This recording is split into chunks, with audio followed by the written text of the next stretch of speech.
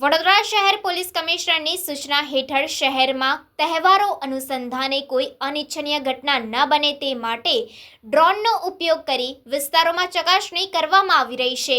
Vadodara police commissioner સાહેબની સૂચના અને માર્ગદર્શન મુજબ વડોદરા શહેરમાં કાયદો અને વ્યવસ્થાની પરિસ્થિતિ જળવાઈ રહે અને કોઈ અનિચ્છનીય બનાવ ન બને તે માટે